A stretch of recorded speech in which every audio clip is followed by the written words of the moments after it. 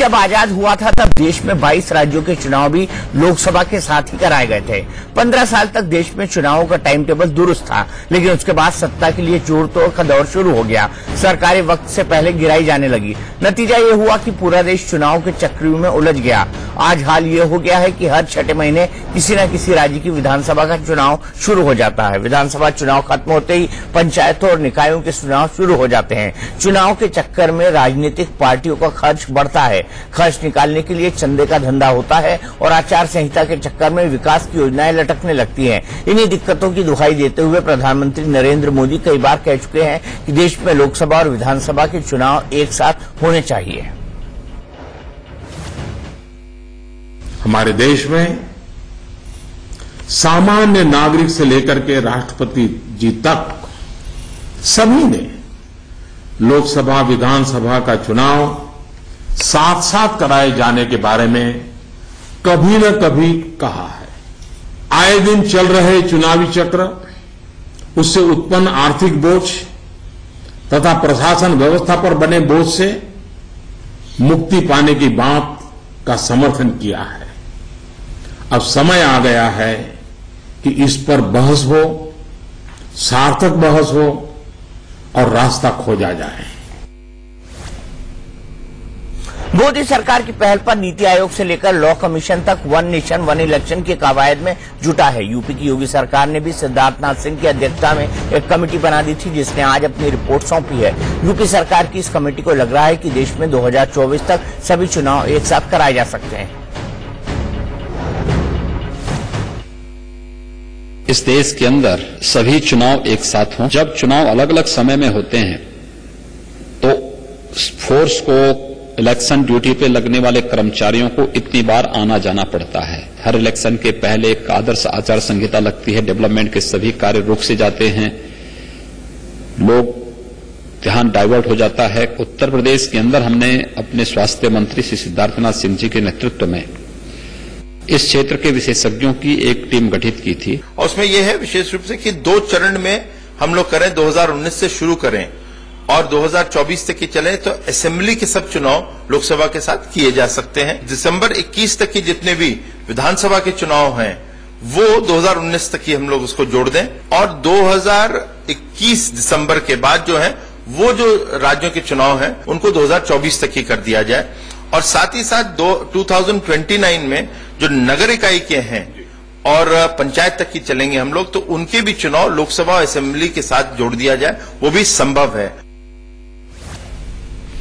और इसी पर महाबहस करने के लिए हमारे साथ बीजेपी के स्पोक्स पर्सन अमित मालवीय मौजूद हैं, अखिलेश प्रताप सिंह जी है, स्पोक्स पर्सन है कांग्रेस के, सुनील सिंह साजन जी है, स्पोक्स पर्सन है समाजवादी पार्टी के, और अजय प्रकाश हैं, मेंबर हैं एडीआर के। ये चारों लोग हमारे साथ जुड़ गए हैं। सबसे पहले मैं अखिलेश जी आपके पास आऊंगा। क्या आपको लगता है कि एक साथ चुनाव संभव है और संवैधानिक रूप से ठीक है? मैंने देखिए, अगर ये मोदी जी का जुमला अगर ये नहीं है, क्योंकि वो इशूज को डाइवर्ट करने के लिए, ध्यान हटाने के लिए बातें हवा में फेंकते हैं, और अगर ये जुमला नहीं वो सीरियस है तो चुनाव सब एक साथ हो सकते हैं। वो रास्ता मैं बता दे रहा हूं, इतना रिसर्च करने की जरूरत नहीं है, लेकिन वो जुमला अगर नहीं है तब वो रास्ता है। वो रास्ता ये है कि हिंदुस्तान के 3/4 से ज्यादा राज्यों में बीजेपी की सरकार है। मोदी जी फरमान जारी कर दें, सब सरकारें भंग हो जाएं और लोकसभा के साथ चुनाव हो जाए, एक सिस्टम बन जाएगा, चालू हो जाएगा प्रोसीजर। इसमें ऑर्डिनेंस लाने, बिल लाने, कमेटी बना के रिसर्च करने, दिमाग लगाने की जरूरत क्या है? चलिए ठीक है, बीजेपी कर लेती है। सुनिए अखिलेश जी, बीजेपी कर लेती है। आप पंजाब, कर्नाटक और पुडुचेरी, ये 3 राज्यों में क्या 2019 में चुनाव कराने को राजी है? चलिए मान लेते हैं बीजेपी राजी हो जाती है। आप इन 3 राज्यों में राजी हैं क्या? आप अपने आप को बीजेपी का प्रवक्ता समझने लगे? नहीं साहब, मैं तो एक इंडिपेंडेंट जर्नलिस्ट हूँ। मैंने आपको कहा चलिए मान लेते हैं, आप चलिए अगर मान लेते हैं तो मैंने आपसे इफ्स एंड बट्स का सवाल पूछा और ये मेरा राइट है। राजनीति में चलिए मान लेते हैं तो नहीं होता। यहाँ बीजेपी के आप भी तो कह रहे हैं चलिए मान लेते हैं और बीजेपी की सरकारें बर्खास्त करवा देते हैं। आप भी उसी की बात कर रहे हैं जो मैं कर रहा हूं। बात तो होने दें प्लीज, बात तो होने दें मेरी। हम कहते हैं कि अगर मोदी जी आपका ये जुमला नहीं है तो आप बर्खास्त करें, अपने आप सब चुनाव होंगे। जो 2-4 स्टेट बचते हैं उन लोगों की मजबूरी हो जाएगी, वो खुद आपका साथ देंगे। आप पहल ही करिए ना कि हम भाई बर्खास्त करते हैं, तुम लोग भी करो बर्खास्त। बड़ी पहल करते हैं मोदी जी, करें। आज कहें कि हम ये कर रहे हैं। ये सिर्फ ध्यान भटकाने की समय, इधर अपने सरकार की विफलताओं से ईरान तुरान की बातें करना बंद करें। और अगर गंभीर हैं तो आज ही शाम को मोदी जी इसका ऐलान कर दे कैबिनेट करके। जी उनकी सरकार है, एक हुक्म में सारे सरकारें अपने आप का प्रस्ताव भेज देंगी यहां पे अपने कैबिनेट से करा करके सरकार को भंग करने का सब, और एक साथ चुनाव कराने का 2019। अमित मालवीय से जवाब लेते हैं। अमित जी, क्या ये संभव है? क्या आप ऐसा करेंगे? दीपक जी, पहले तो हम इसका जो हिस्ट्री है वो समझ लें। ये हमारे देश में ही अरे आगे 1967 का वर्तमान साइमल्टेनियस इलेक्शंस का प्रावधान था। बहुत सालों तक हमारे देश में असेंबली के और देश के चुनाव साथ होते थे। उसके बाद इस प्रकार का प्रकरण हुआ कि ये जो साइकिल था वो टूट गया। आज की तारीख में चुनाव करवाने का जो खर्चा हमारे देश में होता है वो बहुत ज्यादा होता है। 3000 करोड़ एक आम चुनाव कराने में लगता है और उसके बाद हर विधानसभा के चुनाव में भी 500 से 800 करोड़ रुपए का खर्चा होता है। एक रिसर्च स्टडी के माध्यम से ये जानकारी आई कि अगर ये सारे चुनाव एक साथ होते हैं तो इन चुनावों पे खर्चा बहुत कम हो जाएगा और मामूली से इंक्रीमेंटल खर्चे पे असेंबली के सारे चुनाव आम चुनाव के साथ किए जा सकते हैं। इसके साथ साथ जितनी पैरामिलिट्री फोर्स लगती है, जितना काम बाधित होता है और जब चुनाव आते हैं तब लगता है, तब वो सरकारें और अन्य सरकारें कुछ काम नहीं कर पाती। इस पूरी चीज को ध्यान में रखते हुए ऐसा सुझाव एक बीजेडी के सांसद जो उड़ीसा की पार्टी है उनकी तरफ से प्रधानमंत्री जी को आया कि क्या हम साइमल्टेनियस चुनाव नहीं कर सकते। इस पर प्रधानमंत्री जी ने कहा कि ये सुझाव अच्छा है और इस पर सर्वदल सहमति बनाने की जरूरत है। लगता है अमित मालवीय का कनेक्शन टूट गया है। मैं सीधे सुनील सिंह साजन जी के पास चलता हूं। सुनील सिंह जी, क्या आप इस प्रस्ताव के समर्थन में? टूट ही जाएगा। नहीं दीपक जी, देखिए मैं ये कहूंगा कि जिस तरीके से भारतीय जनता पार्टी इस पर राजनीति कर रही है, मैं तो अखिलेश सिंह जी की बात से सहमत हूं। अगर सच में देश के प्रधानमंत्री जी ये चाहते हैं कि इस देश में 1 नेशन 1 इलेक्शन हो तो उनके पास अच्छा मौका है। वो अगर 8 बजे रात को पूरे देश को संबोधित करते हुए ये बोल सकते हैं कि नोटबंदी की घोषणा कर सकते हैं तो चुनाव की घोषणा कर सकते हैं। और जहां तक सवाल आपने किया कि जहां दूसरे लोगों की सरकार है, जिन राज्यों में अगर इतने बड़े पैमाने पर बात फैसला हो जाएगा तो दूसरे राज्यों के भी चुनाव एक साथ हो जाएंगे। लेकिन ये केवल भारतीय जनता पार्टी अपने जो घोषणा जो उन्होंने किया था, जो वादा नहीं कर पाए, उन वादों पर बहस हम आप ना करें। वादे नहीं कर पाए या पूरा नहीं कर पाए वादों को? गरीब बहस ना करें। नहीं, वादों पर ना, क्योंकि कर नहीं पाए पूरे तो अब उन पर बहस नहीं चाहते हैं, इसलिए दूसरी बहस लेकर के आए। ये अगर भारतीय जनता पार्टी और देश के प्रधानमंत्री नरेंद्र मोदी जी चाहते हैं कि एक साथ चुनाव हो जाए, ये उनके लिए एक दिन की बात है। वो हिम्मत करें, हौसला करें और फैसला लें, वो जुमला ना बोले। अच्छा, जुमला ना बोले। अखिलेश जी, मुझे ये बताइए कि क्या इन प्रिंसिपल आप इसके समर्थन में हैं और क्या आपको लगता है कि सिद्धार्थनाथ सिंह की कमेटी जो बनाई गई थी उसकी कोई लोकस स्टैंडी है कानूनी तौर पर, राजनीतिक तौर पर या किसी भी तरह से? देखिए दुर्भाग्य है कि हमारे प्रधानमंत्री जी दिन भर झूठ बोलते हैं, उनमें से सत्य ढूंढना पड़ता है। मैं तो कह रहा हूं ना कि अगर माननीय प्रधानमंत्री जी आप गंभीर हैं तो ऐलान कर दीजिए आज ही कि जितनी हमारे हिंदुस्तान में आप बताते हैं, टीवी पे भी बताया जाता है कि सब भगवा हो चुका है, इक्का दुक्का दिखाते हैं कि गैर कांग्रेसी सरकार है, तो वो क्या वो इसकी हैसियत है उन इक्का दुक्का सरकारों की? 2% पॉपुलेशन, 3% पॉपुलेशन पे दूसरे दलों का राज्य है, तो वो अपने आप कर क्यों नहीं देते हैं? दूसरों से न पूछना है, न जांचना है, न ओपिनियन लेनी है, न पार्लियामेंट में ले जाना है, न एक्ट लाना है, न बिल लाना है, न किसी की बात सुननी है। आपको 1 मिनट में कर देना है, कर दीजिए। आप भी जोर लगाइए दीपक जी कि प्रधानमंत्री जी ऐलान कर दें, तो क्या जाता है। लेकिन कहीं पे निगाहें, कहीं पे निशाना। अच्छा, निगाहें कहाँ पे, ये तो बता दीजिए। छुरी वाले लोग ही है, निगाहें कहाँ पर है? ये तो मोमेराम बगल में छुरी वाले है ना। निगाहें वही है कि मेरी विफलताओं पे तो मत गौर करो, मेरे कपड़े तो नए नए रोजाना बनेंगे, सिले जाएंगे, सेना को अपनी वर्दी खरीदनी होगी। 4,000 और 5,000 करोड़ रुपया सेना के बजट का हम पब्लिसिटी पे लगा देंगे, लेकिन उनकी राइफलें खरीदने के पैसे नहीं हैं, इस पे चर्चा ना हो। अब बड़ी चीज है, 2.5 लाख की जगह पे कुछ हजार राइफलें खरीदी जा रही हैं, पैसा नहीं है, लेकिन एडवर्टीजमेंट के लिए पैसा है, पूरे दुनिया में घूमने के लिए पैसा है, इस पे बहस ना हो। बहस डिरेल होती रहे मुख्य मुद्दाओं से। जब हमारी राष्ट्रीय सुरक्षा जैसे मुद्दों पे बहस नहीं होगी, उस पे ध्यान नहीं जाएगा, जो वादे हैं गरीबों के विकास के, अर्थनीति के, सामाजिक नीति पे, सोशल स्ट्रक्चर के, उस पर बहस न हो, क्योंकि उस पर तो फ्लॉप है, फेल है। ठीक है, तो ठीक है। सब चीजों से डिरेल करने के लिए अखिलेश जी आप रिपीट कर रहे हैं, इसलिए मैं आगे इसको बहस को ले जाते हुए एडीआर के सदस्य के पास जाता हूं। मुझे ये बताइए अजय प्रकाश जी कि क्या ये संभव है, क्या भारत जैसे कॉम्प्लेक्स पॉलिटिकल सिचुएशन वाले देश में जहां रीजनल पार्टीज भी हैं, नेशनल पार्टीज भी हैं, सभी पॉलिटिकल पार्टीज हैं, क्या ये संभव है कि एक साथ सब जगह चुनाव हो जाए? क्या अपनी सरकारों को कॉम्प्रोमाइज करने के लिए कोई भी तैयार होगा?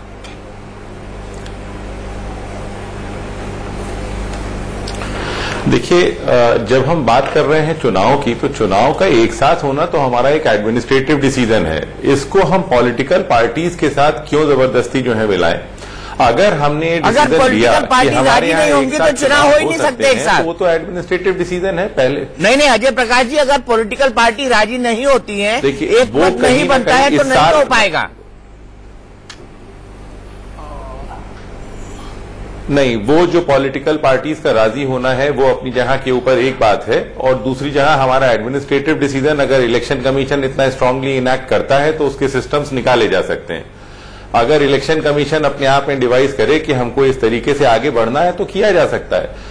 और पॉलिटिकल पार्टीज में भी हमारे सामने तो दोनों जगह अपने स्टेटमेंट्स अभी सुनाए। उधर मोदी जी कह रहे हैं कि हम एक साथ चुनाव चाहते हैं, यहाँ पे अखिलेश जी भी कह रहे हैं कि ठीक है, अगर वो चाहते हैं तो हम तैयार हैं, हम कर लेंगे चुनाव, हमें कोई परेशानी नहीं है।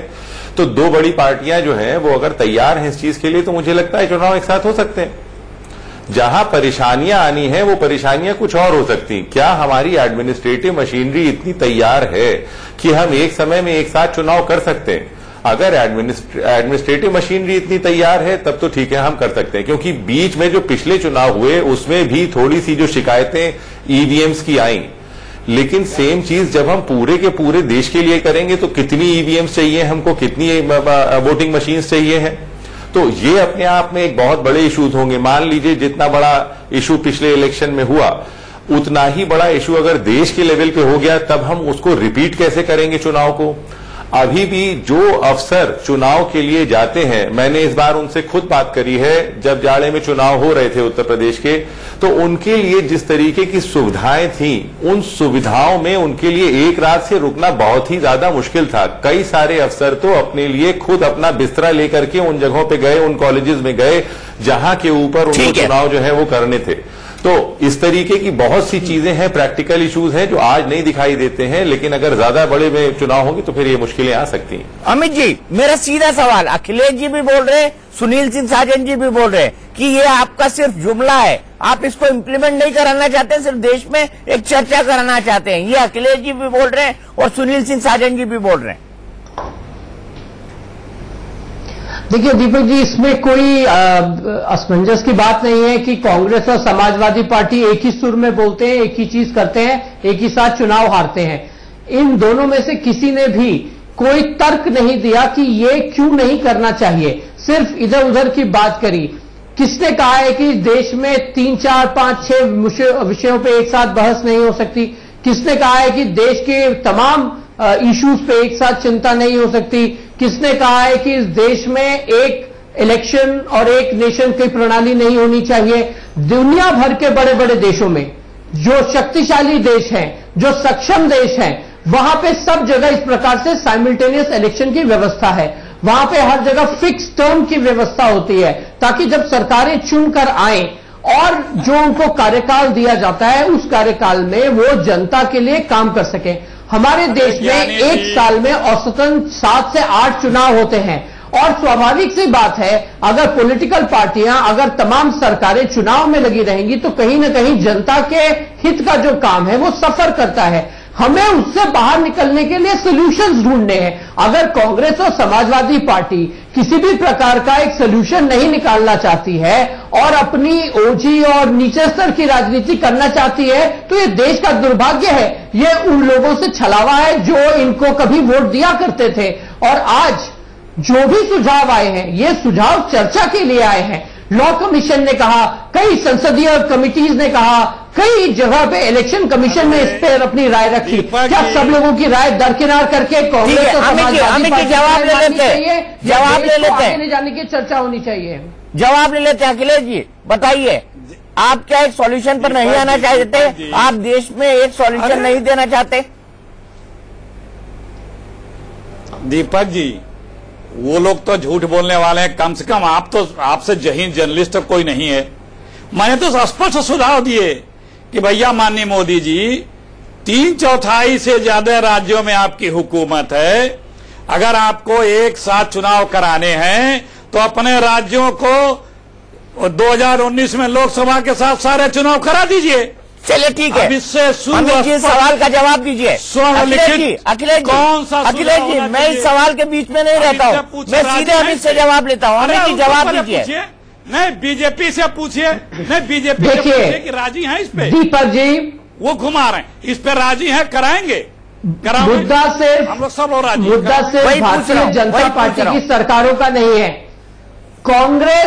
कांग्रेस आज 2 राज्यों में सिमट कर रह गई है, लेकिन अन्य गैर कांग्रेसी विपक्षी दल हैं जो कई प्रदेश चलाते हैं, जैसे आंध्र प्रदेश, तेलंगाना, वेस्ट बंगाल, उड़ीसा, इन सारी जगहों पर गैर कांग्रेसी विपक्षी दलों की सरकार है। अरे आप भूल रहे हैं, उड़ीसा, तेलंगाना, आंध्र प्रदेश, यहाँ तो लोकसभा के साथ चुनाव है।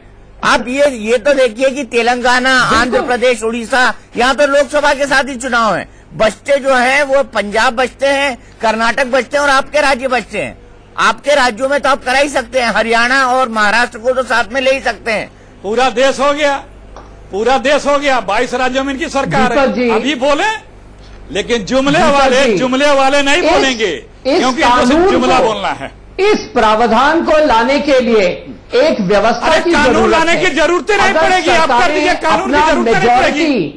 या अपना मैंडेट लूज करती है, तो उस स्थिति में किस प्रकार से सरकार बनाई जाए, किस प्रकार से बचे हुए कार्यकाल को आगे ले जाने का प्रावधान बनाया जाए, इन सारे विषयों पे चर्चा की जरूरत है। कांग्रेस पार्टी कभी भी इन सारे विषयों पर मुद्दे को लेकर पार्लियामेंट में बहस करने को तैयार नहीं है। ये सिर्फ एक एडमिनिस्ट्रेटिव डिसीजन है और इसको आप इस एडमिनिस्ट्रेटिव डिसीजन को आप तुरंत ले सकते हैं।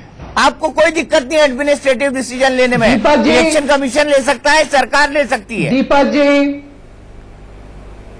हमारी जो चुनाव प्रणाली है वो पीपल्स रिप्रेजेंटेशन एक्ट 1951 के अंतर्गत आती है।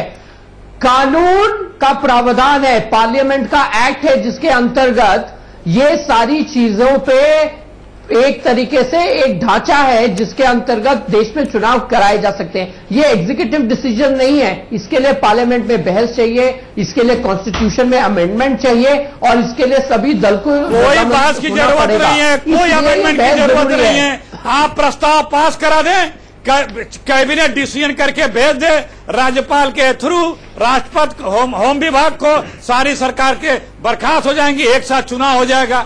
चलिए मैं आता हूँ अमित जी, ब्रेक के लिए रुक रहा हूँ, मैं ब्रेक के लिए रुक रहा हूँ। ब्रेक के बाद जब आऊंगा तो एडीआर से बात करूंगा, क्योंकि उनका भी कहना है कि एक एडमिनिस्ट्रेटिव डिसीजन है। क्या वाकई एडमिनिस्ट्रेटिव डिसीजन है? क्या बहुमत वाली सरकारों को बर्खास्त किया जा सकता है? और क्या रिप्रेजेंटेशन ऑफ पीपल एक्ट जिसके तहत चुनाव होते हैं उसमें कहीं ये तो नहीं लिखा कि नहीं आप इन सरकारों को बर्खास्त ही नहीं कर सकते एक एडमिनिस्ट्रेटिव डिसीजन को लेने के लिए? ये भी एक बड़ा सवाल होगा। इसका सवाल का उत्तर जानेंगे। तो महाबहस में हम बात कर रहे हैं कि क्या 2024 तक सभी चुनाव एक साथ संभव है और क्या चुनाव के चक्कर में विकास दम तोड़ता है। सीधे चलते हैं बीजेपी नेता अमित मालवीय के पास। अमित, मैं आपसे जानना चाहूंगा कि इस कमेटी जो सिद्धार्थनाथ सिंह की कमेटी बनाई थी, आखिर इसकी लोकस स्टैंडी क्या है? क्यों ये कमेटी बनाई गई थी? क्योंकि इसका तो कोई राइट बनता नहीं है कि इसके बारे में कोई सजेशन दे या इसके बारे में कोई बात करे या इस पर कोई एडमिनिस्ट्रेटिव डिसीजन लेने का बोले। दीपक जी, पहली बात मैं ये कहना चाहूंगा कि कांग्रेस के प्रवक्ता बार बार ये कह रहे हैं कि इसके लिए किसी भी चर्चा की जरूरत नहीं, विमर्श की जरूरत नहीं और एग्जीक्यूटिव ऑर्डर से हो जाएगा। मुझे समझ में नहीं आता कि इतने जरूरी मुद्दे पे कांग्रेस के प्रवक्ता की इतनी हल्की राय कैसे हो सकती है। दूसरी बात, हमारे देश में पीपुल्स रिप्रेजेंटेशन एक्ट है 1950 और 51 का, जिसके अंतर्गत लोकसभा के चुनाव और विधानसभा के चुनाव आते हैं। कब इलेक्शंस नोटिफाई होंगे, विधायकों और सांसदों की क्या भूमिका है, उनके चुनाव प्रक्रिया किस प्रकार होगी, हाउस कैसे एडमिनिस्टर होगा, कब तक एडमिनिस्टर होगा, इन सारे विषयों पर बाकायदा एक एक्ट है पार्लियामेंट का। और अगर हमें फिर से साइमल्टेनियस इलेक्शंस की तरफ बढ़ना है और देश को लेकर जाना है तो एक इसी प्रकार का एक व्यवस्थित ढांचा तैयार करना पड़ेगा जिसमें तमाम तरीके के प्रोविजंस होंगे, जहां पे अगर जो रूलिंग पार्टी है उसकी मेजॉरिटी अगर कम हो जाए तो वो कैसे इस स्थिति में देश आगे निर्णय लेगा, गवर्नर क्या करेंगे, प्रेसिडेंट की भूमिका क्या होगी, ये तमाम तरीके के जो निर्णय है और चर्चा है उसकी जरूरत है। जहां तक इस कमेटी का सवाल है, कोई भी इलेक्टेड रिप्रेजेंटेटिव हमारे देश में देश से संबंधित मुद्दों पे अपनी राय रख सकता है। जो जितने भी इनपुट आते हैं, चाहे वो नीति आयोग का हो, चाहे लॉ कमीशन का हो, चाहे वो किसी संसदीय दल का हो, अंततः उसको पार्लियामेंट से होके गुजरना पड़ेगा और पार्लियामेंट में एक लॉ बनेगा, एक लेजिस्लेशन बनेगा। उसको जब प्रेसिडेंशियल असेंट मिलेगा, दोनों हाउस में पास होगा, तब उस पर जाके कानून बनेगा और हमारे पीपल्स रिप्रेजेंटेशन एक्ट में एक अमेंडमेंट आएगा। ये एक लंबी प्रक्रिया है। कांग्रेस के प्रवक्ता कह रहे हैं क्या जरूरत है करने की, अभी कर दो, लिख के दे दो, शाम को 8 बजे बोल दो। ये अगर इसी तरीके से पिछले 7 दशक में देश चला रहे थे, इसीलिए देश की यह दुर्दशा हो गई है। जब इतने जरूरी मुद्दों पे इस प्रकार की हल्की टिप्पणी करते हैं, किसी तैयारी के बिना आते हैं, कोई राय नहीं है, इनकी पार्टी इस पर कोई चर्चा करना नहीं चाहती, तो ये देश को अगर हमें महान बनाना है, इस देश को प्रगतिशील बनाना है, इस देश को मजबूत बनाना है, दुनिया की श्रृंखला में आगे खड़ा करना है, तो कैसे होगा? कम से कम कांग्रेस विपक्ष की भूमिका तो ठीक से निभाए। अमित जी कांग्रेस से जवाब ले लेते हैं। अखिलेश जी जवाब दीजिए, फिर मैं सुनील सिंह साजन के पास जाऊंगा। अखिलेश जी जवाब दीजिए।